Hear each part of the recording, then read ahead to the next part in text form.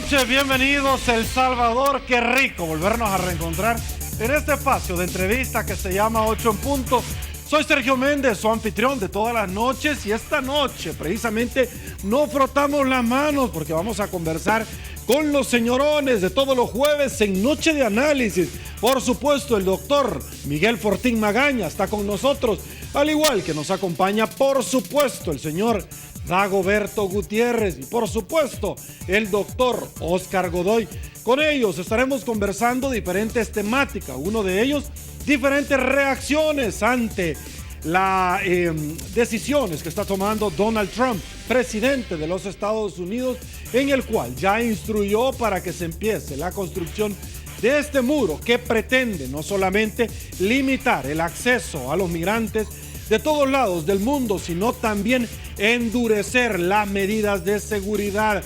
Va a sancionar a todos aquellos estados que tienen ciudades, santuarios y que alberguen a inmigrantes. También va a vigorizar de una u otra forma los mecanismos legales existentes para la deportación masiva.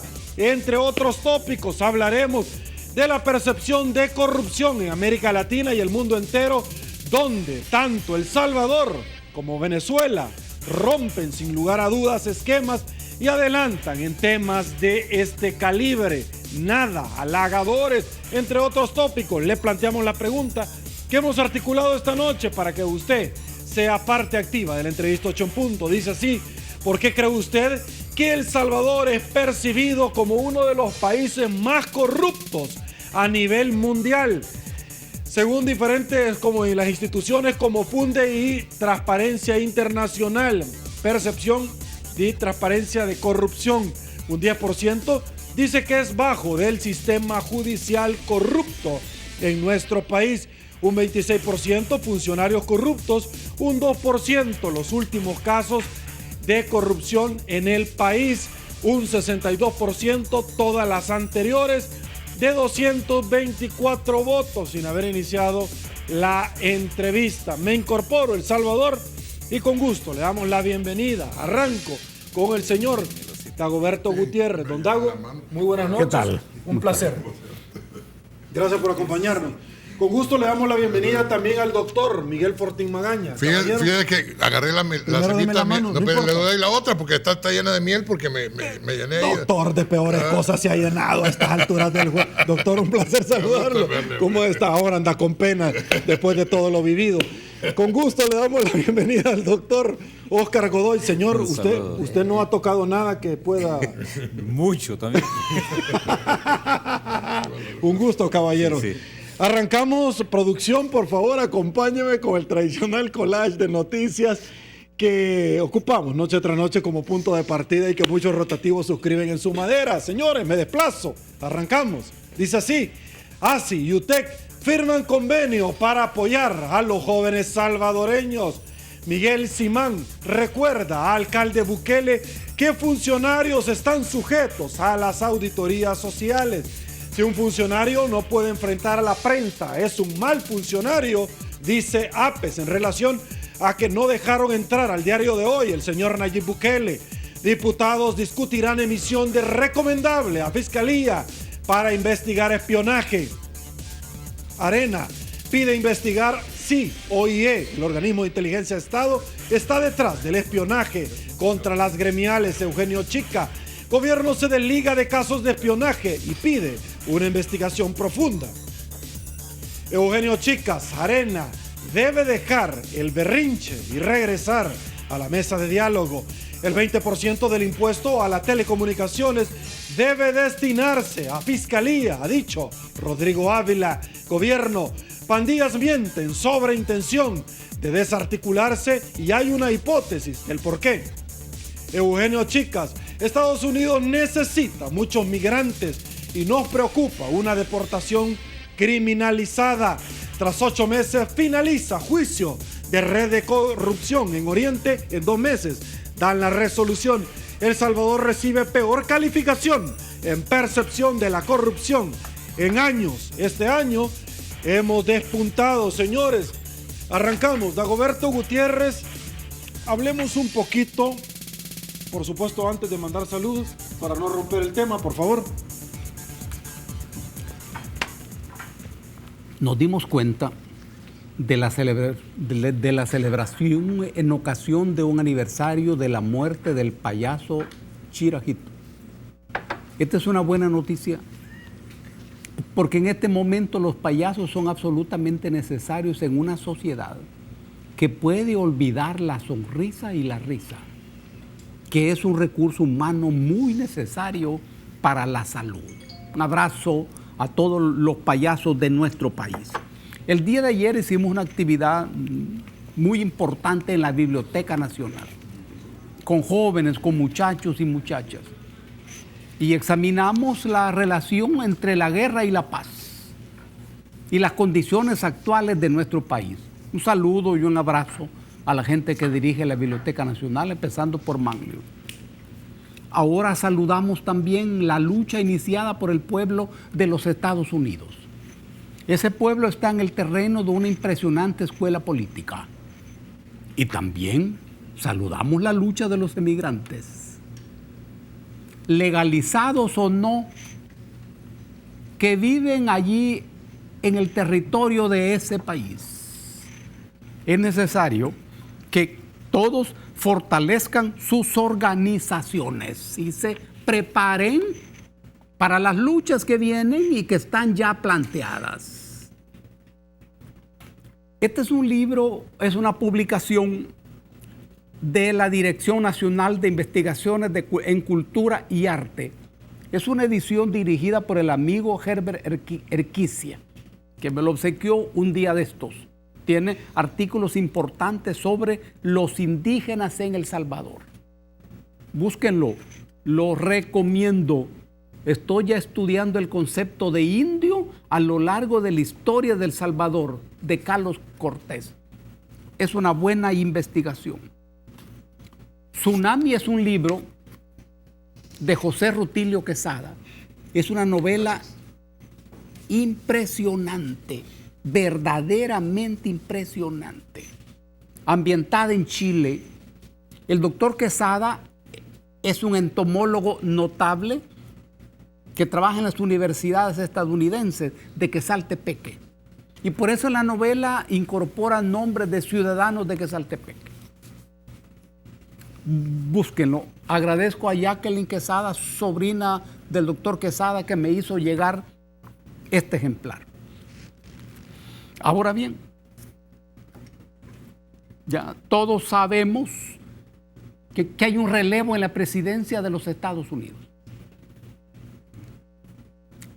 En este momento no se trata simplemente de un nuevo presidente. Se trata de un hecho en donde termina el periodo aquel que inició Ronald Reagan en los Estados Unidos y Margaret Thatcher en Gran Bretaña. Toda esa filosofía económica y filosofía política se ha agotado. Casi 40 años. Donald Trump expresa los intereses de un bloque financiero globalizante que plantea un retorno al Estado. Recordemos que en el planteamiento neoliberal de este bloque Reagan-Thatcher estaba y está sepultar al Estado. Muy bien, aquí está planteado un retorno al Estado. Y también está planteado un proceso de desglobalización. Esto es extraordinario y con riesgos. Está planteado también el desarrollo de un proteccionismo que puede ser exacerbado. La anulación de tratados comerciales diversos firmados en diferentes circunstancias.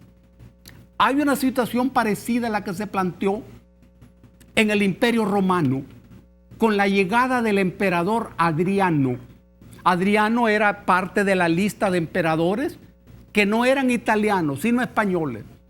Adriano advirtió el conflicto entre la República y el Imperio, que siempre se plantea así, y resolvió cesar la política de expansión imperial para concentrarse en el Imperio. Es algo parecido a lo que ha aparecido en los Estados Unidos. es el planteamiento de Trump.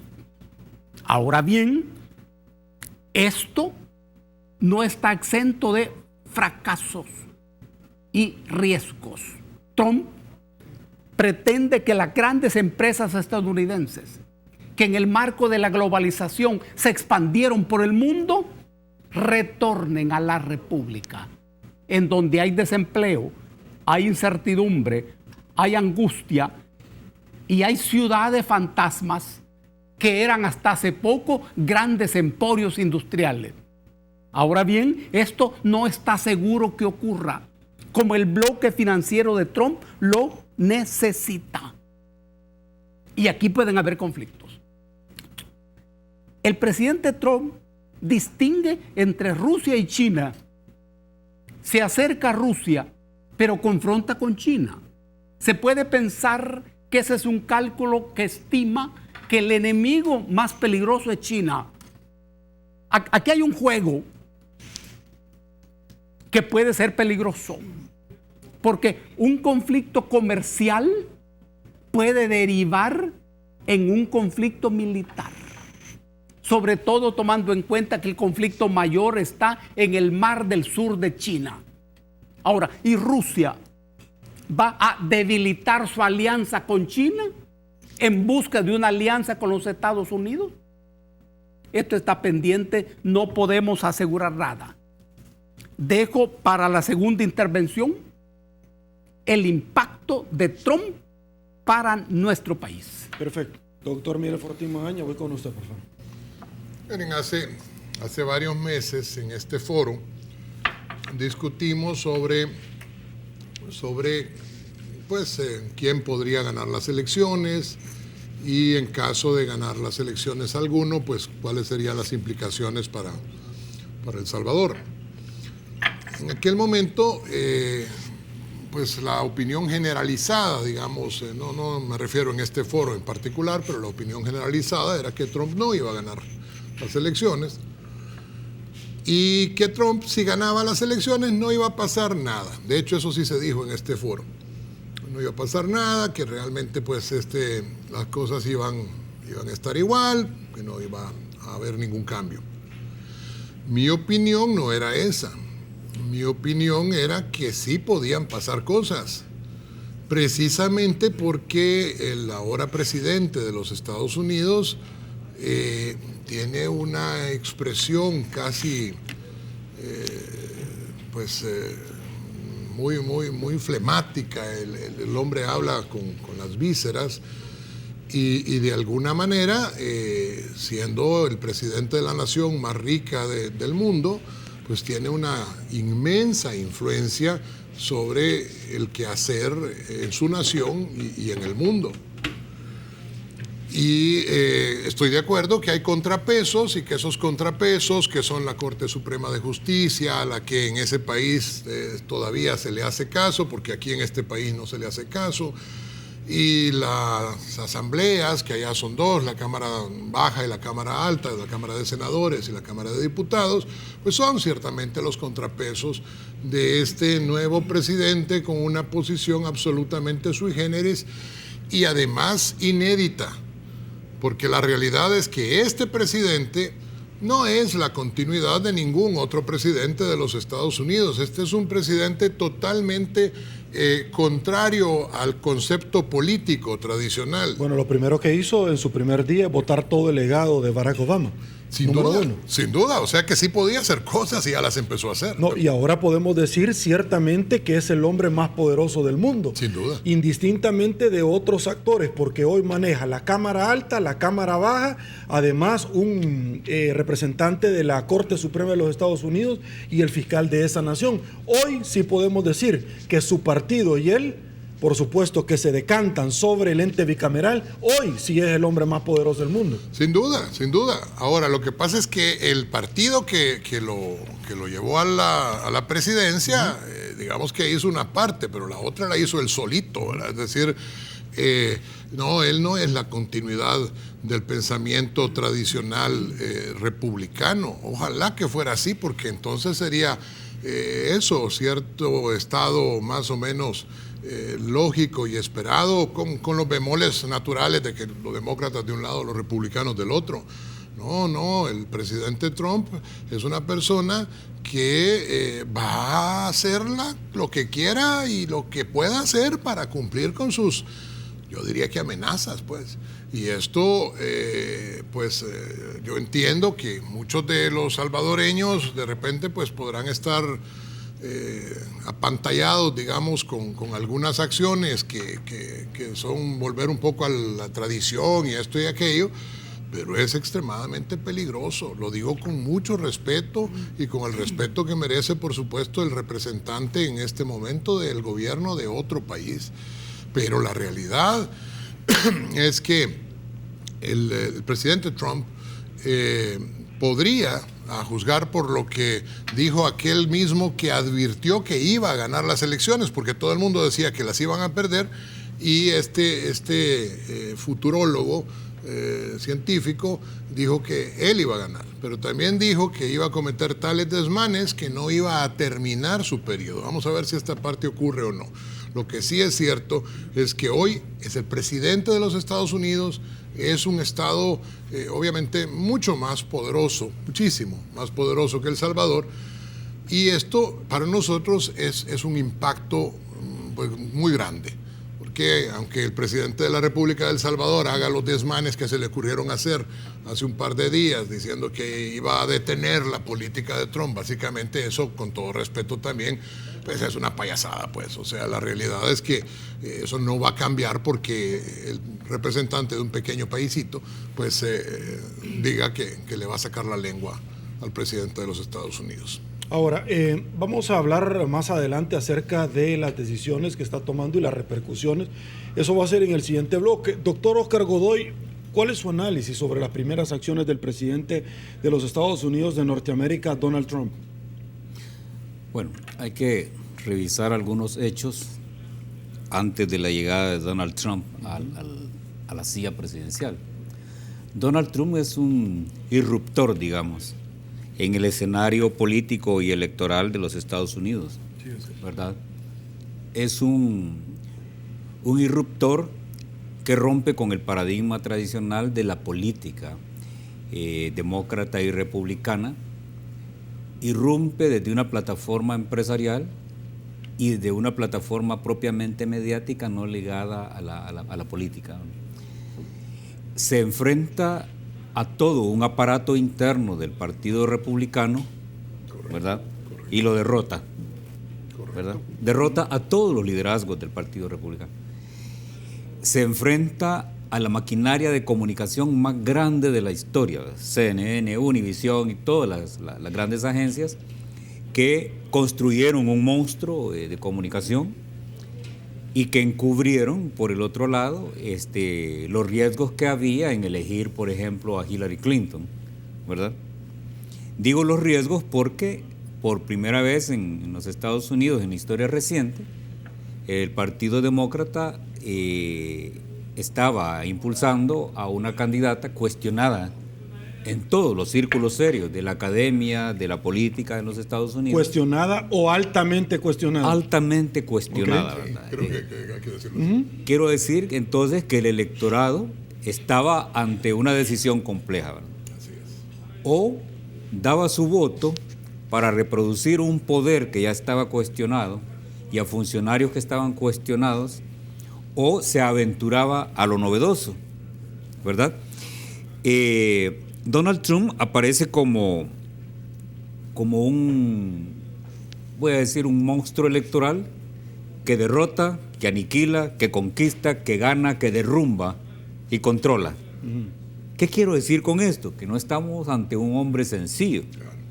Es un hombre que juega al poder con una pragmática poco común en los Estados Unidos, pero que tiene la voracidad típica de los grandes consorcios e imperios financieros.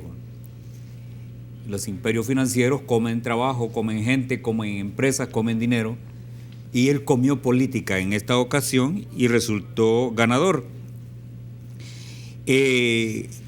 Logra sacudir a los Estados Unidos con una agenda, con una propuesta electoral sui generis, con una agenda que no era la que todo el mundo esperaba, y logra posicionarse en un mercado electoral dormido, en un mercado electoral ocultado por las mismas acciones de los partidos tradicionales en el poder. Ese hombre llega al poder con acciones de poder, ¿verdad? Y desde el poder, o sea, no es un novato, no es un extraño a los juegos del poder. Y vamos a ver qué tan consecuente él es en sus acciones. Hasta el momento nos ha demostrado que las decisiones que ha tomado en estos días son consecuentes a su propuesta. Ok, doctor, antes de irme a una pausa, las 10 acciones que ha tomado desde que se sienta en el Salón Oval. Introducir una enmienda constitucional para implantar límites de mandato en el Congreso. Uno, es decir, se está metiendo con los congresistas. Congelar las contrataciones del gobierno federal para reducir gastos salariales, es decir, lo está haciendo la primera nación del mundo y no el gobierno de El Salvador, los diferentes órganos del Estado. Prohibir que los funcionarios del Congreso y de la Casa Blanca se conviertan en lobistas, algo que es legal, muchas veces cuestionado por tema de moral. 4. Anuncian planes para renegociar el Tratado de Libre Comercio con América del Norte, incluso retirarse de este. 5. Retirarse formalmente del Acuerdo de Asociación Transpacífico. 6. Levantar las restricciones a la extracción de carbón y a las perforaciones de crudo y gas natural. 7. Eliminar cualquier obstáculo de la era de los proyectos de Barack Obama, incluso proyectos energéticos como el oleoducto Keystone. 8. Cancelar los pagos de Estados Unidos a los programas de cambio climático. 9. Se cancelan, ya no va a seguir pagando. Detener todo el financiamiento federal de las ciudades santuarios. Y va a empezar, obviamente, a poner multas a aquellas que se presten para albergar migrantes. 10. Suspender la inmigración de las regiones asociadas con el terrorismo, donde la investigación de antecedentes es más difícil. Vamos a una pausa porque vamos a seguir profundizando sobre este tema. Ya volvemos. Sí, porque me quedan medias.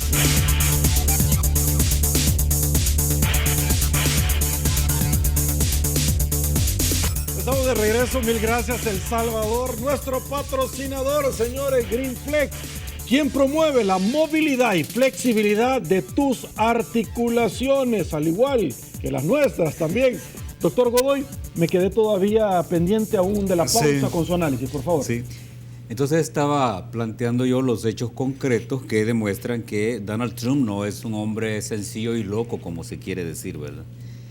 Es un hombre de cálculos, de juegos, conoce límites, ¿verdad?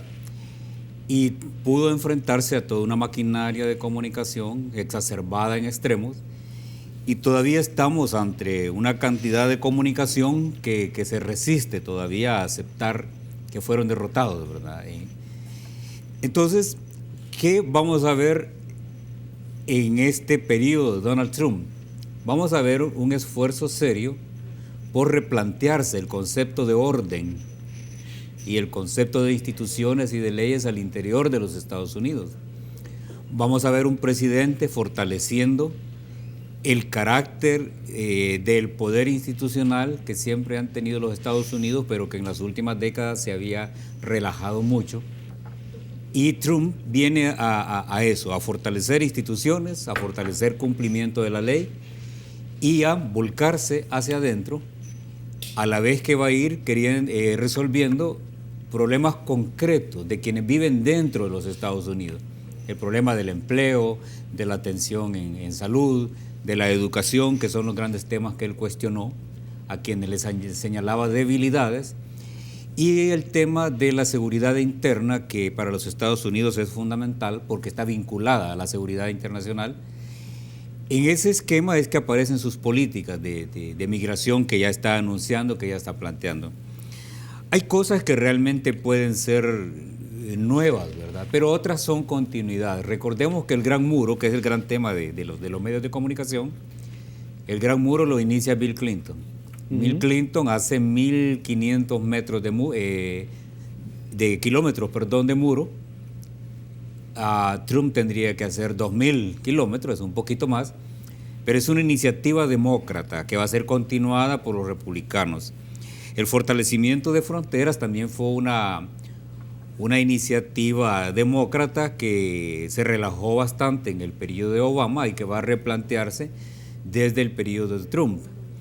Los Estados Unidos, con el liderazgo de Trump, va a volcarse hacia adentro, a proteger sus intereses internos y desde ahí crear una plataforma de una nación mucho más fuerte para que pueda a la vez replantearse el carácter y el concepto y el alcance también de las alianzas con los países del mundo, las alianzas con diferentes bloques internacionales, donde hay un interés común, creo que es en el que Trump va a girar sus relaciones, que es la lucha contra el terrorismo. Este es un escenario donde él puede establecer una comunicación más abierta y más franca con los rusos. No dudo que Francia y Alemania pueden ver con buenos ojos un replanteamiento de la lucha contra ISIS, que es la gran amenaza de Europa y de los Estados Unidos. Entonces, ese replanteamiento de alianzas y cooperaciones con países cercanos y con quienes pueden asociarse al gran proyecto del imperio, pueden potenciarse desde una visión dura de Donald Trump. Pero, ¿qué pasa con los países latinoamericanos? Trump ha manifestado de que va a revisar también su cooperación y sus relaciones con los países de América Latina. Va a poner mucho enfoque en algunos países del sur, como Venezuela. Se va a centrar bastante en el Triángulo del Norte, donde está El Salvador, Guatemala y Honduras. Y él ha sido muy claro de que no va a querer relaciones con gobiernos corruptos que se roban el dinero del pueblo. Así lo ha dicho. Que no va a querer relaciones y cooperación con gobiernos ineptos que no pueden resolver los problemas internos de sus países y que obligan a miles y miles de personas a migrar hacia los Estados Unidos. Incluso ha dicho que va a cancelar visas para quienes estén vinculados a la corrupción en estos países y que también va a usar su fuerza para poder extraditar, dice, funcionarios corruptos de América Central, de América del Sur, y ponerlos en cárceles de máxima seguridad, dice él, donde el dinero de la corrupción no sirve para nada. ¿Qué terminación vamos a sacar nosotros? Ya vamos a hablar de eso, pero el índice de percepción de corrupción de El Salvador no es nada halagador, doctor. Obviamente.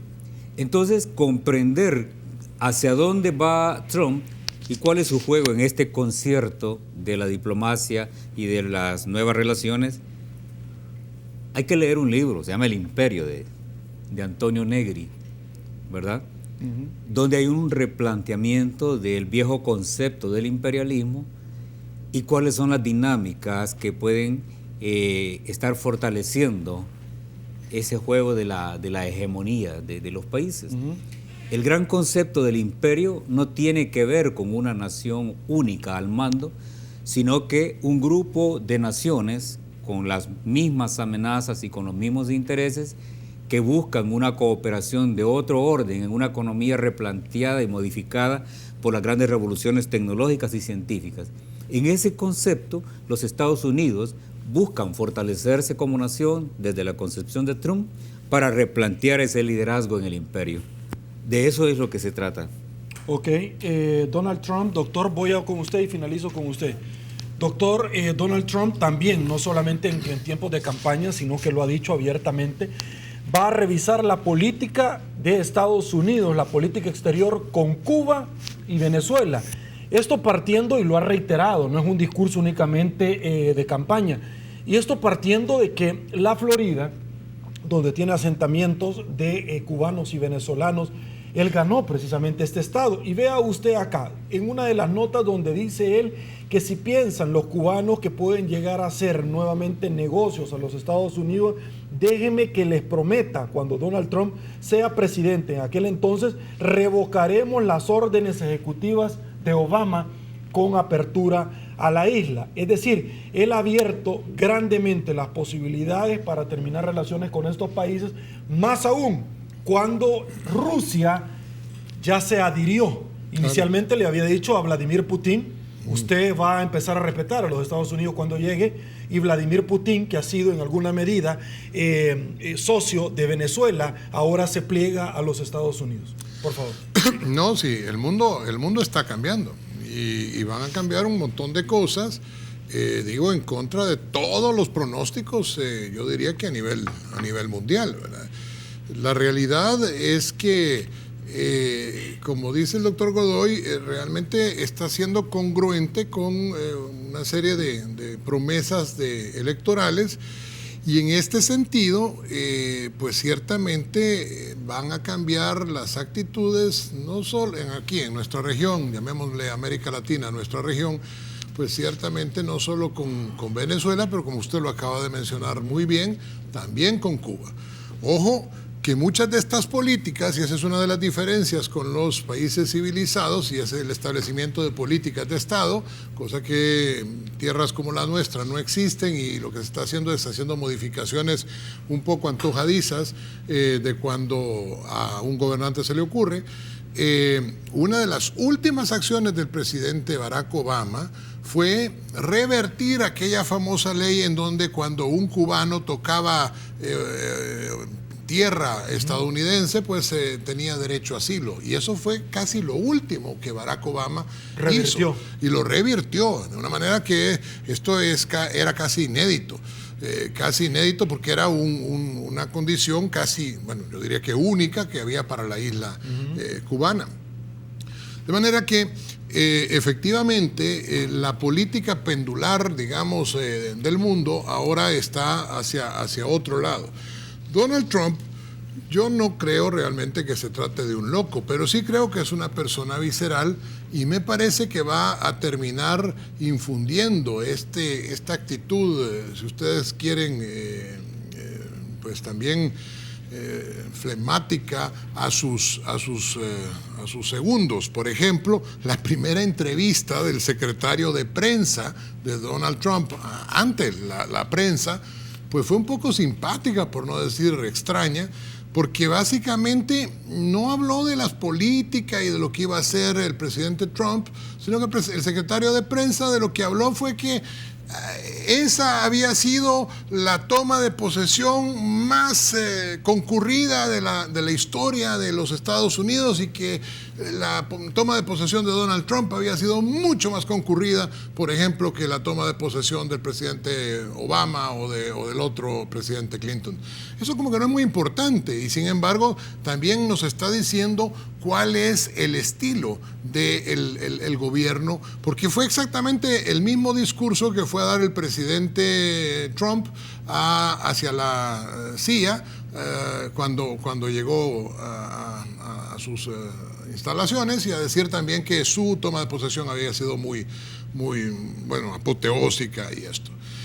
Más allá de que él es una persona visceral, la realidad es que ciertamente tiene definido hacia dónde va y qué es lo que quiere hacer. Y estamos en un peligro genuino, porque el gobierno de El Salvador, que yo creo que no podemos dejar de lado lo que está pasando en El Salvador, el gobierno de El Salvador se ha acostumbrado, el actual, a hacer algunos berrinchitos contra los Estados Unidos, como cuando todavía no era presidente, el actual profesor Sánchez Serén y el grupo alrededor, que quemaron la bandera de los Estados Unidos y que hicieron una serie de elementos ahí de protesta durante todo el periodo de la posguerra, etcétera. Y ahora, de nuevo, vimos las fotografías el otro día en el Boulevard Orden de Malta, en el redondelito que queda frente a la bandera, ahora encapuchados algunas personas cercanas al gobierno, también volviendo a quemar la bandera de los Estados Unidos. Déjeme hacerle una aseveración para todos aquellos que ya hacían cuentas felices. Y ha sido ratificada en su puesto por el destacado trabajo, la embajadora Ames, en El Salvador. Claro. Para aquellos que hacían cuentas felices de que no, hoy se va a acabar la persecución y todo, porque hoy andan diciendo que es persecución política, todo, ¿verdad? Hombre, eso está hasta penoso, que lástima que no vamos a tener tiempo de hablar de eso. Donald Trump prometió mano dura contra gobiernos de Venezuela y Cuba. También ha hablado de Venezuela y ha dicho Esto ha dicho el nuevo presidente de los Estados Unidos. Tengo en mis notas también acá donde se ha referido a Venezuela, a Cuba, donde el sistema es malísimo. Pero ese es el punto al que yo me quería referir. Es que ahora está hablando de Venezuela y Cuba, pero si vuelve el gobierno de los Estados Unidos, al gobierno de El Salvador, perdón, a salir con estos berrinches de estar quemando banderas o hablando de alguna manera como lo suele hacer el partido de gobierno, pues también eventualmente nosotros vamos a tener alguna cola, ¿cómo se dice? Alguna terminación. Y esto lo dejamos ahí para que la gente lo piense un poquito. ¿Se está rompiendo el orden mundial, Dagoberto Gutiérrez? No. Hay un proceso de recomposición. Y este proceso que perturba un poco tiene un escenario con dos partes. La primera parte es la pérdida de hegemonía del imperio estadounidense y pérdida de supremacía militar convencional a manos de Rusia. Y también pérdida de hegemonía política en la geopolítica planetaria. Y el otro componente del escenario es el tema de la confrontación entre un mundo unipolar y un mundo multipolar. Este es justamente el sentido de la confrontación. Un mundo multipolar con Estados Unidos a la cabeza ya no funciona. Un mundo multipolar con más de un centro de poder en el planeta. Esto supone otras monedas. Recordemos que en la canasta de monedas del Fondo Monetario Internacional, donde antes estaba el yen, el euro, la libra esterlina y el dólar, se incorporó el yuan. Y una parte importante del tráfico en el comercio del petróleo en amplias regiones se hace hoy sobre la base del yuan. Hay otras monedas y hay otra correlación. En este escenario, Europa deja de gozar de la protección militar de los Estados Unidos. En momentos en que Gran Bretaña, que es la fuerza militar más importante de la Unión Europea, abandona la Unión Europea.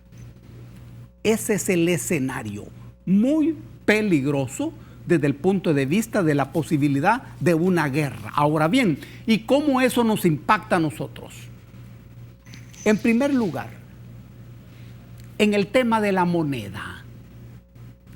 En la medida que el dólar pierda terreno a manos de otra canasta de monedas internacional, El Salvador, que es el único país del continente que juega en todos los terrenos con el dólar, aunque el dólar no es la moneda oficial, sino el colón, su economía depende de esa moneda. Hay otros países en el continente que también manejan el dólar, pero tienen otras posibilidades económicas. Estoy hablando de Panamá, estoy hablando de Ecuador. El Salvador no tiene ninguna de esas posibilidades. Pero hay otros aspectos. El proteccionismo de los Estados Unidos tiene posibilidad de afectar la importación de productos, porque ese proteccionismo implica el juego de los aranceles.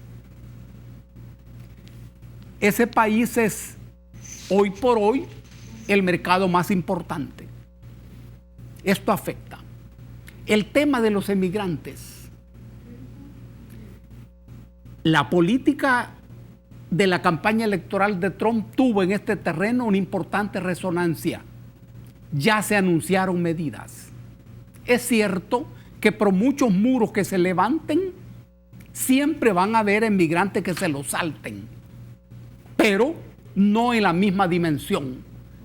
Y en la medida que aumente la gente que en el país no puede irse, lo que llegó a ser una política de los sectores dominantes, la tensión social en El Salvador va a aumentar duplicándose o triplicándose. Ni hablar del impacto en las remesas. Si las remesas constituyen el juego de la economía más importante, es necesario tomar en cuenta eso. Ahora bien, el país ha de abrir bien sus ojos, dándole seguimiento a los acontecimientos internacionales.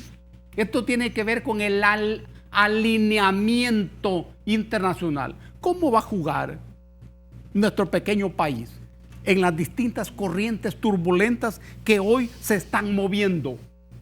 Finalmente, con esta situación planteada, la guerra social tendrá condiciones para acrecentarse. La gente que no puede irse, que no puede vivir en el país, que no tiene trabajo, que no tiene casa, que no tiene dignidad, que no tiene educación, que no tiene salud, ¿qué caminos tiene?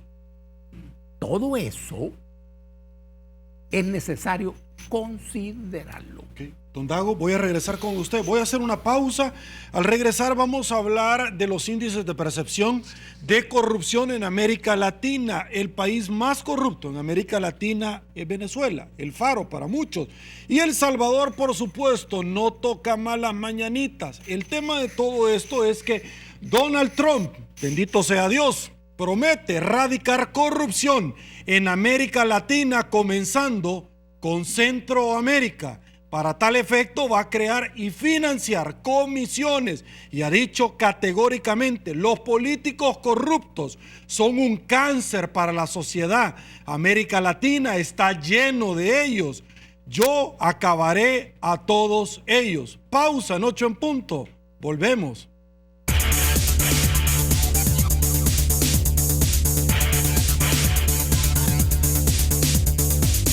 De regreso, mil gracias. El Salvador, déjenme comentarle que El Salvador recibe peor calificación en percepción de la corrupción en años. El Salvador ha despuntado. Fuimos a la calle, le preguntamos a los salvadoreños cuáles son las razones, según su valoración, de la percepción mundialmente que tienen de nuestro país, El Salvador, y esto nos dijeron. Escuchemos.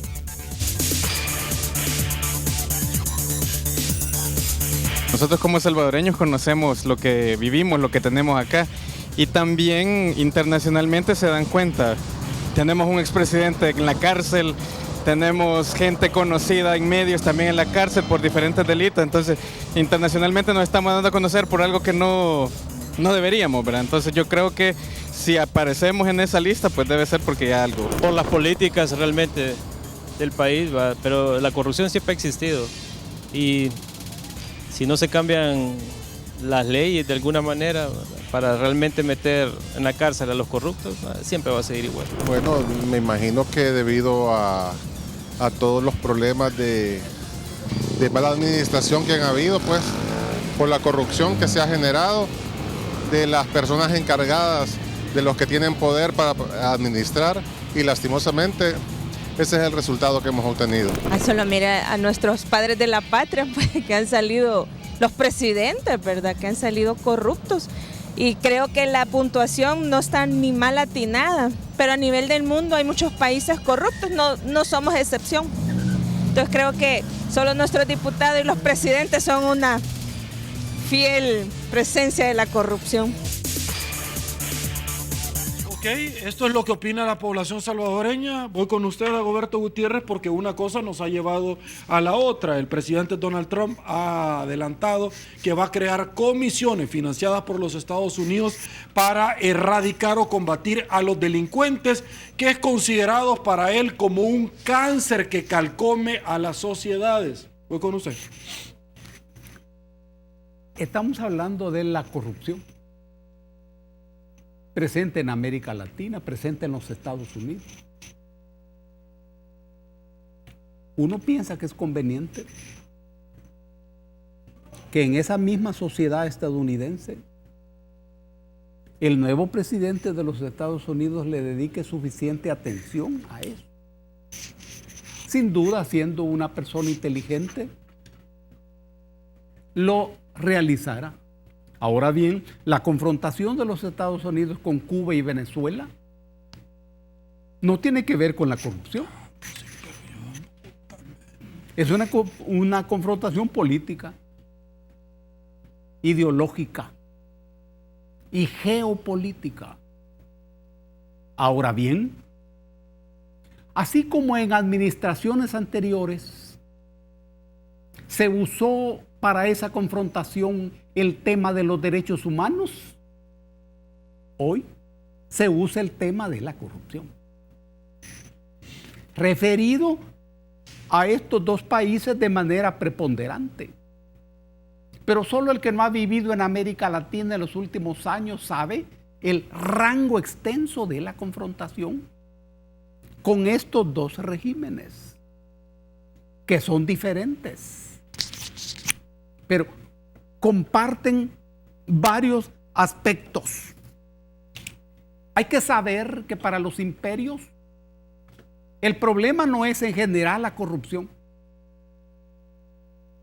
porque esto es un factor que en determinadas circunstancias favorece y facilita justamente el control de los países.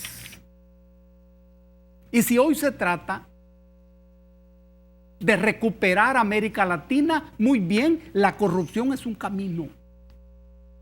Así es hoy y así ha sido siempre. Es a partir del corrupto que se puede apoyar a un imperio aún en contra de los intereses de su propio país. Ahora bien, es insólito cuando se plantea que la lucha contra la corrupción será eficiente si viene de afuera, porque se trata de un ejercicio que requiere energías propias, requiere energías locales y disposición de alterar el juego del poder en los países. En ese tema estamos frente a una corrupción geopolítica, ideológica y también política. Ok.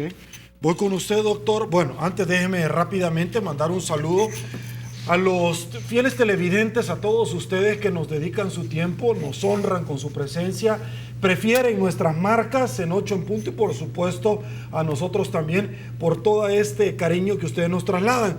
Quiero mandar un saludo al coronel Carlos Napoleón Gutiérrez Sarabia, quien es parte de la seguridad de la Universidad José Matías Delgado, donde estudié en su momento Omnia Cum Honore. Él sabe a qué me estoy refiriendo y que es fiel televidente de 8 en punto. Doctor, voy con usted. El presidente Donald Trump ha dicho, voy a comenzar por Centroamérica. Y es que en Latinoamérica vemos nosotros a la ex vicepresidenta Valdetti, a Valdizón, Otto Pérez Molina, al ex vicepresidente del Congreso de Guatemala, refugiado en Nicaragua por vender plazas fantasmas. Hemos visto nosotros a un Lula, presidente de Brasil, donde hoy pareciera que ya nadie lo conoce y en su momento fue referente de un montón de gente. Kirchner, vemos nosotros también al señor Funes, al señor Saca, al señor Flores, etcétera, etcétera, etcétera. La buena noticia es que, primero, no se va la embajadora. Segundo, Mari Carmen Aponte sigue muy pendiente de nuestro país.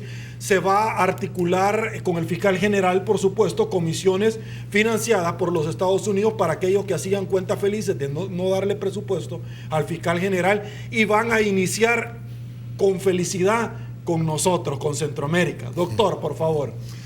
Sí, la realidad es que Centroamérica, así lo dijo el ahora presidente de los Estados Unidos, va a ser el punto de inicio para el análisis y la erradicación de la corrupción. Pues ojalá pues pueda ayudar mucho, Ojalá pueda ayudar mucho porque en estos países la gente corrupta de alguna manera cree que es intocable. Cree, por ejemplo, que la forma sencilla y un poco vergonzoso lo que voy a decir es irse a La Haya o irse a Ginebra o irse a Suiza, a cualquier otro. La Ginebra está en Suiza. A la Corte Centroamericana de Justicia. No, pero es que ahorita mismo el señor Rice. No, yo sé, se ha ido a Suiza.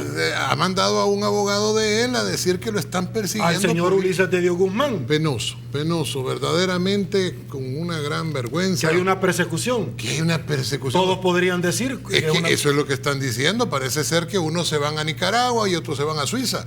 Pero la realidad es que al final, entonces este país está destinado a no tener un Estado de Derecho y a que la Fiscalía no pueda investigar las corrupciones de nadie, porque lo que ahora se va a estilar es decir que está siendo perseguido político. Eso allá en mi pueblo, ya lo hemos dicho algunas veces, se llama pura y plana cobardía.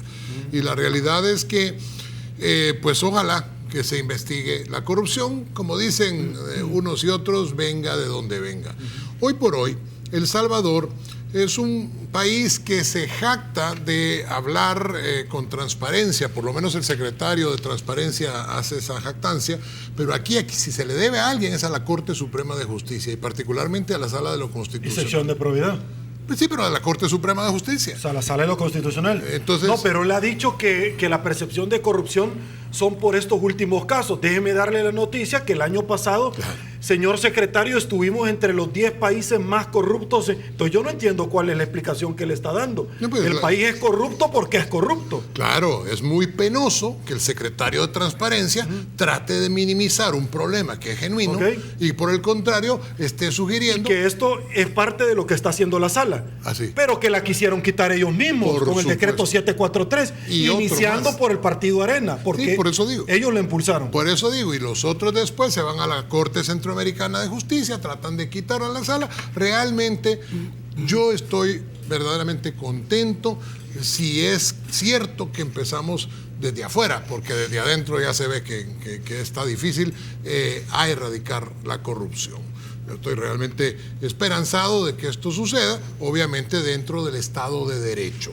Y en ese sentido, pues, obviamente también la embajadora de los Estados Unidos no se iba a ir, nadie supuso realmente. Ah, no, pero muchos estaban aplaudiendo cuando dijeron pero es que es embajadora de carrera, los embajadores políticos son los que cambian con los Sí, pero hay mucha gente que no sabe eso, bueno, doctor, sí, si lo único sí. que quieren es que ya no los investiguen y que los dejen tranquilos, pero eso no se va a poder. Doctor, pues qué bueno. Godoy, por favor. Hay que relajarse. Bueno, el tema de la corrupción no hay que... Es la emoción que nos van a ayudar, doctor, a pegar a todos los corruptos aquí. No hay que bajarle volumen, al contrario, y estoy contento con ustedes, de que hay que subirle volumen. El volumen que hay que subir es desde las organizaciones de la sociedad civil. Hay que subir el volumen desde las universidades. Obviamente para algunas universidades es complejo subirle volumen a la lucha de la corrupción porque pueden ser clientes o beneficiarias de fondos públicos y eso es ilegal. Es inmoral, ¿verdad?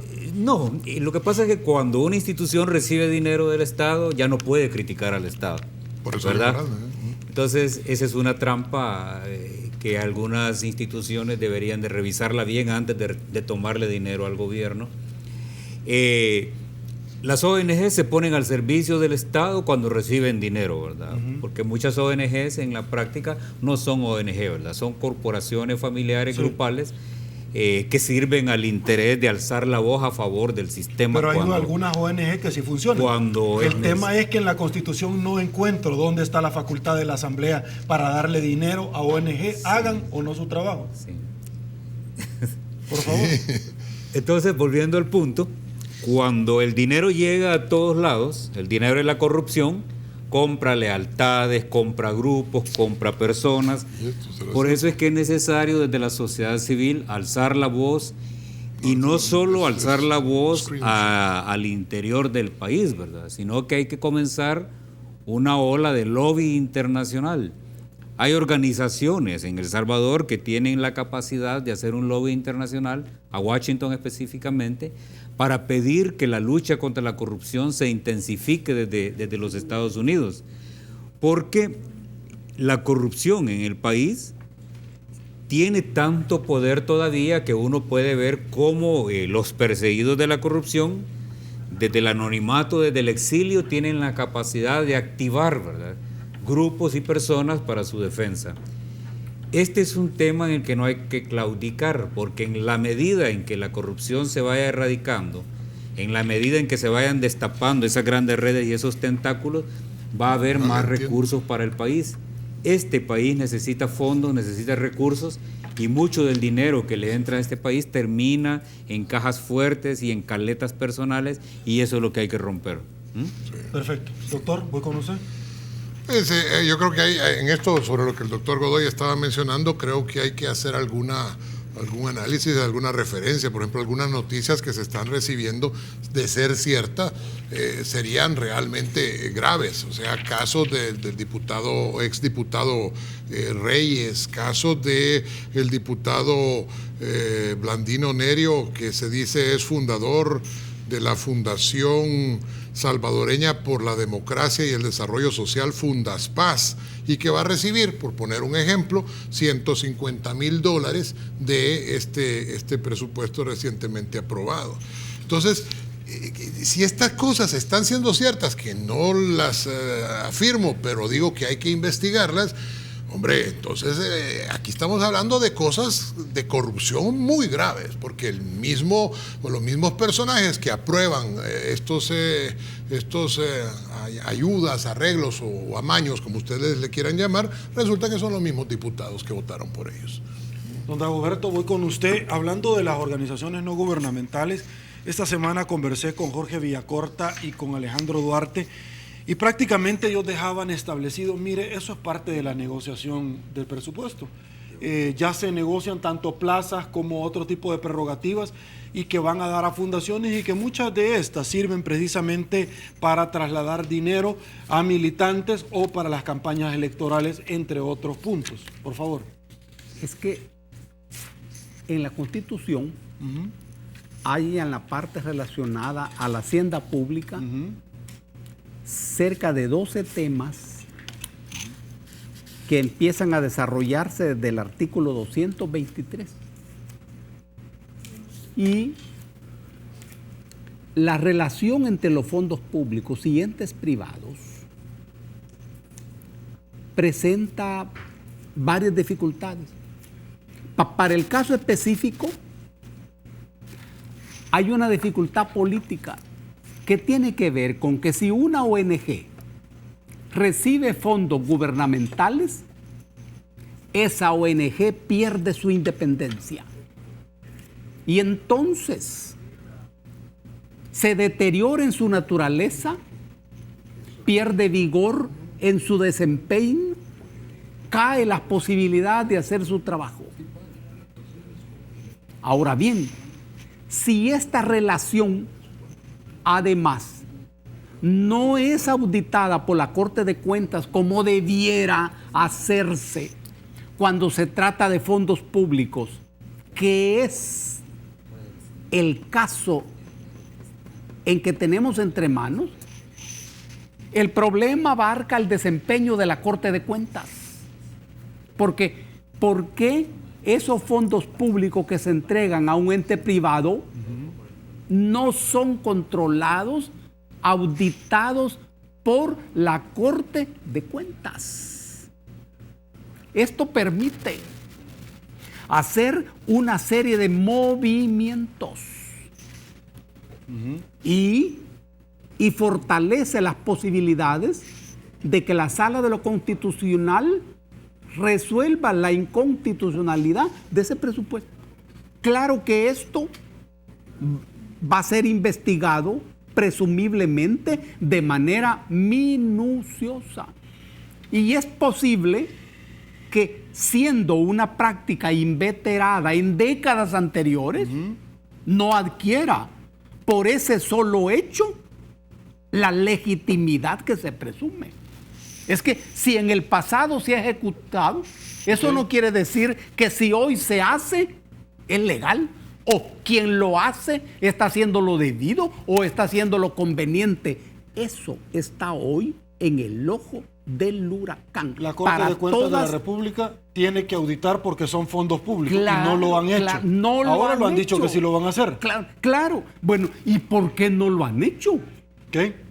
Vean la complejidad del tema. Perfecto. Me escriben acá, de ser cierto sería lamentable, y la investigación de la Fiscalía y de la Corte de Cuentas. Me dice, Sergio, hay una jueza en la Corte de Cuentas de la República que es la titular, la representante legal de una ONG, y recibe plata de la Asamblea Legislativa. Uy, señores, primero no es ético y podríamos estar cayendo en otro tipo de actitudes si esto fuera cierto. Y lo digo así porque hay algunos que se ponen susceptibles y se ofenden cuando uno dice algo. Pausa, volvemos.